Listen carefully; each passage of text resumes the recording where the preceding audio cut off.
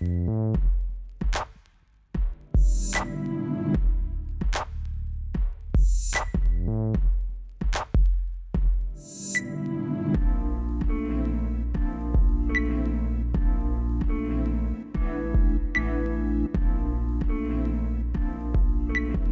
to Insights in Business. Our guest today is Rose Klukas, and Rose is the Economic Development Officer for the City of Campbell River. Rose, thanks so much for making time today in your very busy schedule. It's my pleasure to be here today, Mary Ruth. And you know, it would be busy on any day, but we're in the middle of a global pandemic, so I can't even imagine how that amps up your role. There is no question. Economic development is, I often say, not for the faint-hearted, and we're always pivoting on a dime. And I know that that's a phrase that is used quite a bit in different sectors, but that's the same happened for us. And you know what? I came back from a business trip March 13th, and things changed very rapidly after that. And in economic development, we really did take a close look at what programs we had planned, our work plan for 2020, and how could we quickly pivot to support our local business community. So once you got back into Campbell River and you realized the Prime Minister had made his announcement that day, we were in a global pandemic, and what was happening behind the scenes at the city?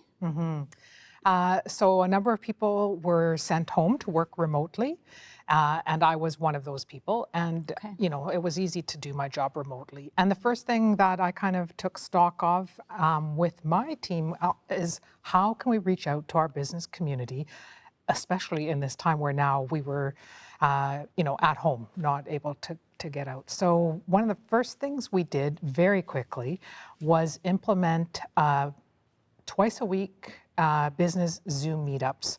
We subscribed to Zoom and became Zoom experts like the rest of the world, and began offering Wednesday morning and Thursday evening sessions with the opportunity to just touch base and listen to what from our business community and what were they experiencing.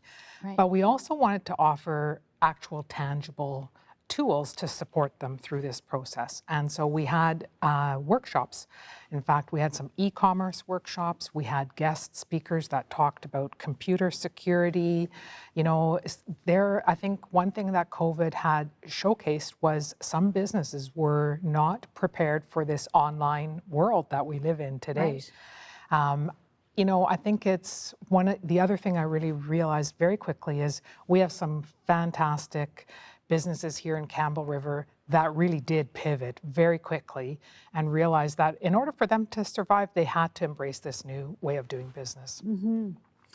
Now, you are also in the middle of a next stream challenge, were you not? Yeah, so we've been really looking at supporting innovation and technology and growing a technology ecosystem here in Campbell River. It makes sense for businesses that exist here. In fact, it makes sense in the sectors that are important to Campbell River's economy. But we also know, and I think COVID has again highlighted the need for innovation. Right. And so through a series of good fortune events, the city has entered into a partnership with Campbell River Area Angel Group, and with a lot of their expertise and resources. In 2019, we launched Next Stream 1.0. Okay. And so kind of a series of 4 tech challenges. 2 or 3 weeks ago, the first round came to an end, and 2 people were winners, and $125,000 worth of prizes were handed out. And the point to that is these businesses now can grow their businesses with this extra capital. Okay. It's showcased Campbell River as a community of innovation. And of course, we're looking at drawing new businesses into Campbell River as well. Right.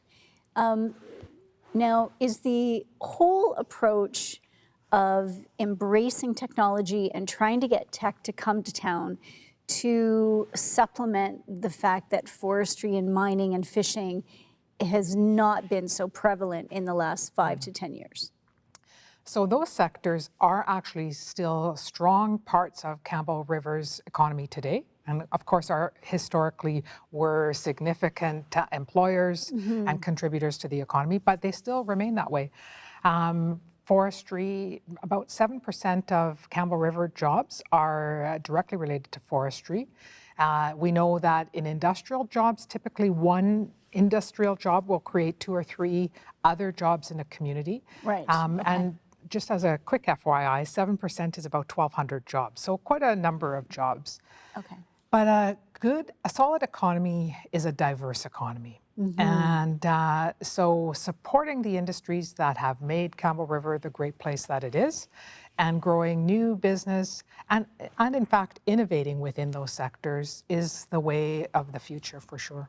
So do you see a potential blending of the new technologies coming on board with the old industries of forestry and mining, as well as the new industry of aquaculture? Do you see the technology playing a role in those sectors? Well, we know innovation in those sectors is critical for them to move forward.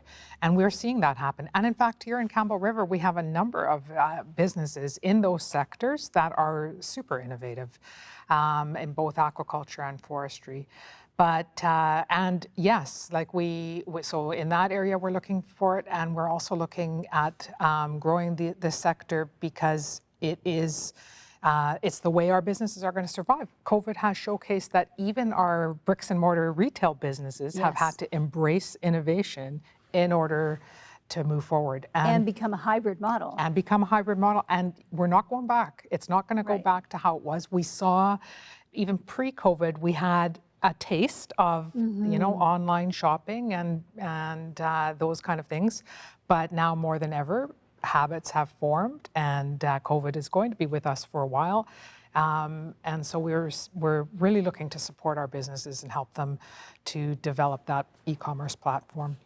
Now, let's talk about supporting local for a minute and the whole e-commerce thing, because about 2 months ago, I was listening to a Sunday morning, CBC Sunday morning show, and they highlighted Amazon. Yeah. And Amazon is a problem. Yeah. I'm sorry, but it is. Because what Amazon does is they will bring everybody onto their platform, but then they take 30% of every little transaction that goes out. So how on earth can, like, everybody goes, oh, I just want to support them on Amazon. Well, no, you're not supporting your local business by shopping on Amazon, even if it's a local business that's on Amazon, because they're not getting a big percentage of that payment back to them. So what I've started doing is I've always shopped local because I grew up in a small town. Right. And I like the little boutique shopping, the in-person. And now I make sure, like, I don't shop on Amazon. I try to do everything. If it's electronic, it's going to their, like Coho Books, go to their online store to make a purchase, as opposed to going through Amazon. So how do we get that messaging out to the greater community that that's the way to support local is? Well, I'm glad you brought it up, because I think that that's a big part of our message as well. And I know we've been working together to make that happen. And I think I think we can clear up some misconceptions here as well, because I've actually seen on local social media posts people say, oh, I'm going to order from Amazon because it's so convenient. And the reality is our local businesses have done a fantastic job of serving us on their online platforms and even delivery. And so I know many businesses will deliver to your door. I've certainly experienced that myself, and others will have curbside pickup. They're there to make it happen for you in the best way possible. And so, yeah, we need to shop local. I think that that's happening more. I think people are recognizing the need for that. I know we're working on several projects to kind of focus on that. We've, unfortunately, we've called it the Blue Box program, but it is a, it's not a blue box. It's a beautiful blue box with a map of Campbell River on it. That we've been giving to our local businesses as kind of a way to draw in shoppers as well. But yeah, shopping local is critical, and our local businesses have online platforms and delivery. Well, and I just want to put a plug out for Stonehouse Teas because they have been celebrating their 25th anniversary this year, and they are doing delivery. I ordered a chocolate coconut loaf and a carrot cake and ordered it on Wednesday. It was delivered to my house on Friday. Yeah, isn't that fantastic? Oh, and it's delicious. It's her baking is absolutely delicious. Well, I think that you mentioned that shop and you mentioned kind of boutique shops. Another thing I sometimes hear is, oh, there's not a lot of shopping in Campbell River. And I just think, are you kidding me? We have some fantastic and some really unique shops. Get out there and look. Like the French Creek Collective. That's another lovely one. That is so unique. Yeah. It's and amazing. you mentioned the bookstore. I mean, we have our independent bookstores, and those are things that add to the culture of our community as well. Yeah, and the breadth of the fabric. Like we really do have so much that is offered here. And what I would say to the general population is when you are looking for sponsorship for your kids' sports team, it's not Amazon that's going to give you that sponsorship. It is the local stores that are going to support the local sports teams. And they're employing people. And they're employing people, which we need to be employed. Now, one of the challenges I would think for economic development is that you're trying to bring businesses to Campbell River, but now we have an added layer of challenge of no housing. So how do you, in your conversations with other ECDEV officers from around the province, is everybody experiencing what we are, or are we and Vancouver Island unique to that? Yeah, good question. No, we're not unique. It's definitely a problem in BC, and even in the smaller communities that I've lived in, experiencing the same thing, and it actually is a problem in Canada as well. So we do have a low vacancy rate. I think it also speaks to the fact that people want to live here. But we do have a number of housing units coming onto the market, and we see more and more construction happening. Right. So that will hopefully fill part of the void. And these are kind of interesting and new things to economic development. When I started out in this career, it really was business, retention, expansion, attraction. But now we talk about all these other things that are part of the equation as well.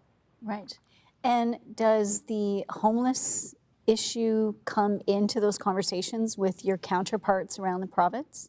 Absolutely. It's a similar problem. I think, a number of years, probably decades of not enough housing units being built, and a number, this is not a topic for me to talk about, it's not my expertise, but we know that there's a number of reasons that this challenge exists.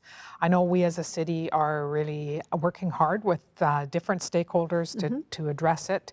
It's not being swept away. We all recognize that.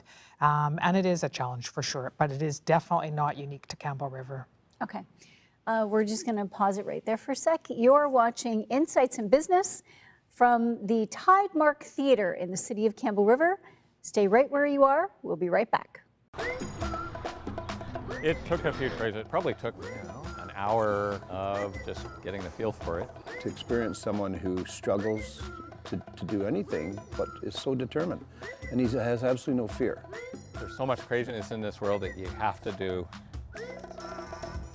what floats your boat. Welcome back to Insights in Business. Our guest today is Rose Klukas, the Economic Development Officer for the City of Campbell River. Now, Rose, how long have you been in your role? Yeah, I moved to Campbell River mid-2016, so 4 years. Okay. Yeah. Now, where were you before that? I came from northern BC, from the town of Kitimat on the north coast. Yeah. All right. Now, how does Campbell River differ in the economic development piece from Kitimat? Yeah, so interesting. I mean, there's a lot of similarities in that, again, our history here in Campbell River is based on the resource sector. Most of the work I did in Kitimat was related to industrial development. Right. And that's the biggest part of that economy. Here, of course, industry is a part of our economy and an important part of our economy. But when I came here, my focus switched to working with our small business community. And kind of for reference, a small business is under 100 employees. So virtually all of our businesses here in Campbell River. And I did that intentionally because I was new to the community. So my first months I went out and just spoke to different businesses to listen to them, to hear kind of what kind of supports that they would need.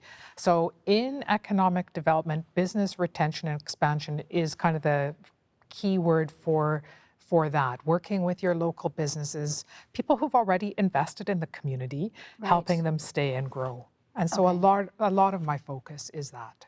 Okay. Now, one of the local organizations on Vancouver Island, I would think would be really crucial to supporting your role, and that's Vancouver Island Economic Alliance, because of course they have the foreign trade zone, which would help some of the companies here in Campbell River. And then, of course, the Island Good campaign, which is extraordinary. I love the opening piece that in 2017, I think, when they started to test the products, they thought they would see, well, Island Good is a marketing campaign, essentially, and they thought that they would see a jump of 2 to 3% in the buying power, and they saw a 16% increase in sales, which was shocking to me when well, I mean, it points back to our earlier conversation about shop local. Yes. And actually, that is another program we offered our local businesses, recognizing that more than ever, always in business, but more than ever, every penny counts. And so we wanted to help our businesses subscribe to that program, the Island Good program. So we offered a 1-year license for businesses that qualified for that. I think we have about a dozen local businesses that have subscribed to that program. And what it does is it gives them a bit of place branding. Right. And I think that, and also actually allows them to tap into some other resources through Island Good at a reduced rate. So yes, our relationship with Vancouver Island Economic Alliance is very important. Yeah. I think one of the things that, from a chamber's point of view, that we like about the Vancouver Island Economic Alliance is it is a regional body that represents the island. And that's unique in Canada. Like the foreign trade zone, the island is a foreign trade zone. Yes. And that is the only one in Canada that is not a single municipality, but rather a geographic area.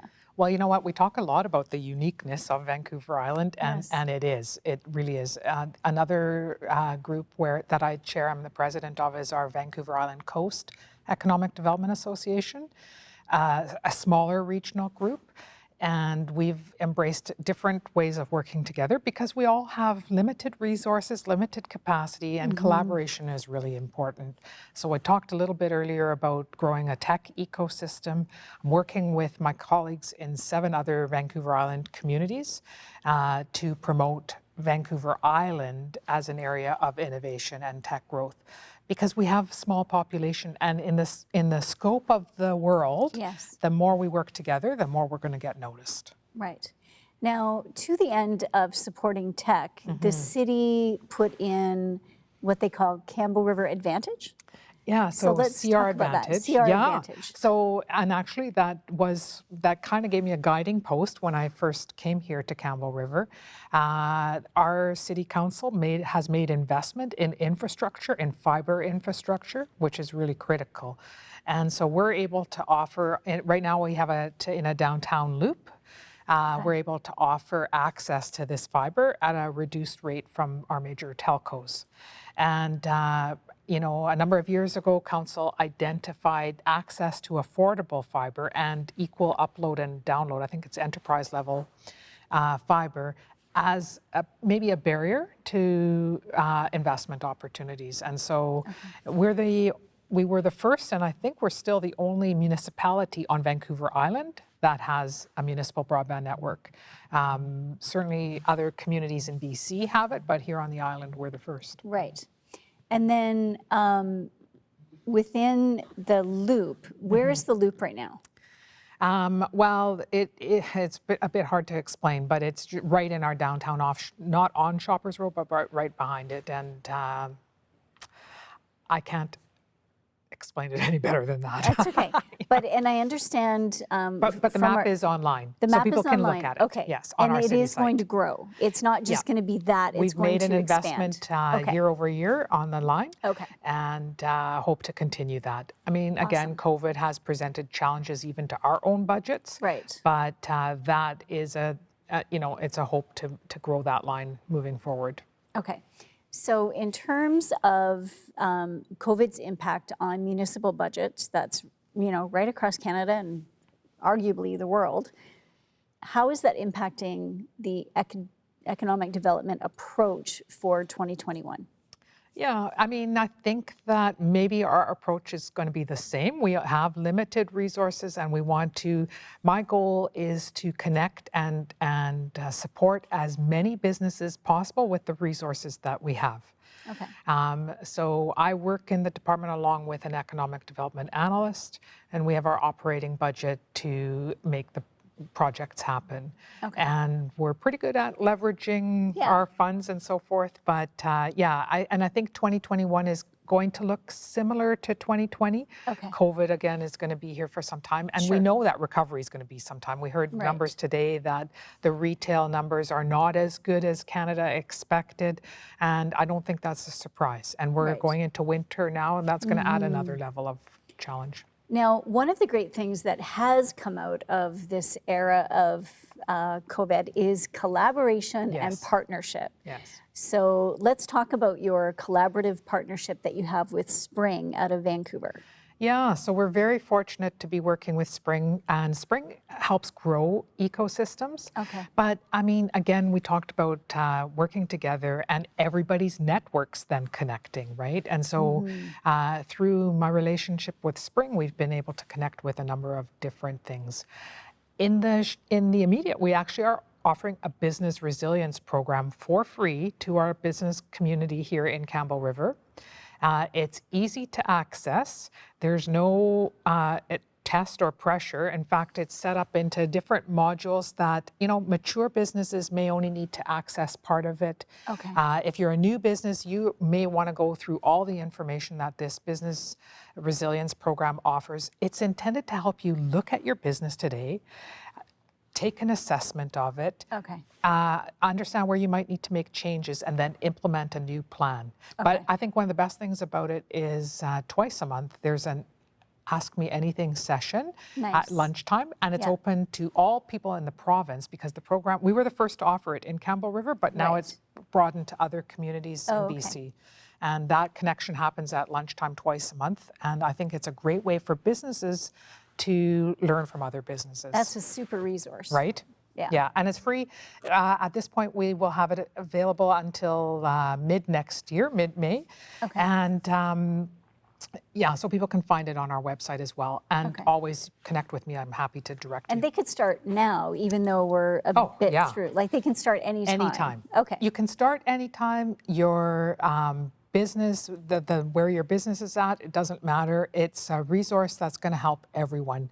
Right. And the other thing it'll help is maybe you haven't been significantly impacted by COVID at this point in time. There are some areas that have actually seen some growth, but it'll help you build in resilience into your business plan, because we know COVID is one example of a disaster or crisis that can hit communities. And there's no end in sight. There's no end in sight, and again, we know. I think as we prepare for disasters, like when we talk about disaster recovery in the past, we probably thought fire or earthquake or flood, but now we know that we don't know what's ahead, and to build in that resilience is important. Okay. It'll also help some businesses say, you know what, I can't continue in the path that I've been going, and I need to completely pivot my business and do something different. Right. Oftentimes people are great entrepreneurs, and so they can actually change into a whole different business. Okay. Stay right where you are. We'll be right back.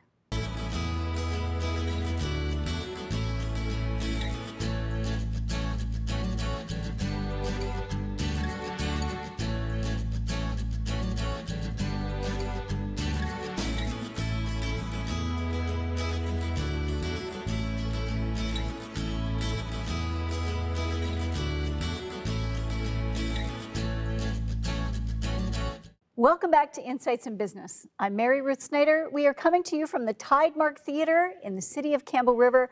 My guest today is Rose Klukas, who is the Economic Development Officer for the city. Now, Rose, one of the things that I'm super excited about is now Nextstream 2.0, which you've launched. This totally sets Campbell River apart from everybody else in Canada.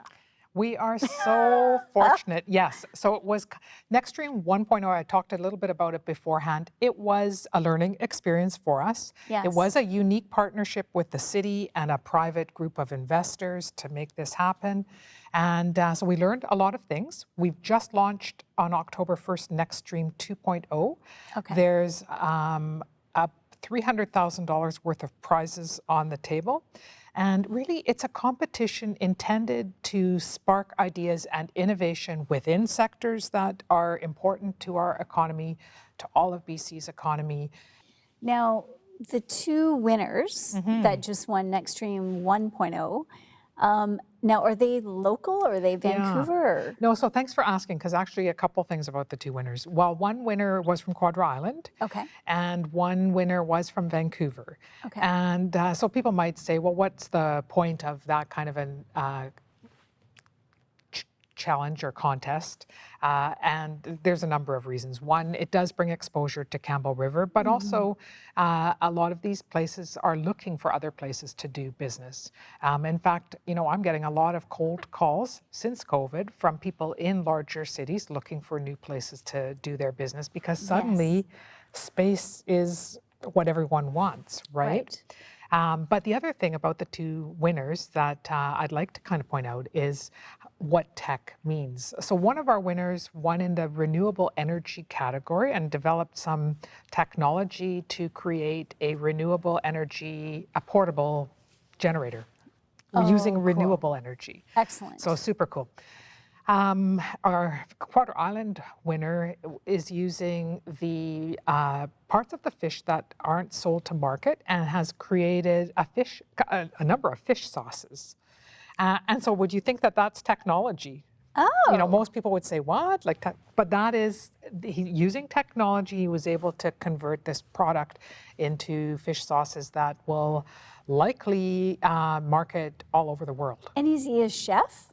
He actually is a chef. I was going to say, Yes. you're going to have a food background Yes, to he actually come is a up chef. with something like that. And it was created some technology using fermentation and so forth. So super cool. But the point is, very technology is everywhere, It right? is. So if Yeah. you think, well, my idea isn't really technology, it might be. And in fact, this winner last week at our Q&A said, you know what, he started with a half an idea and now has a business. Yeah, awesome.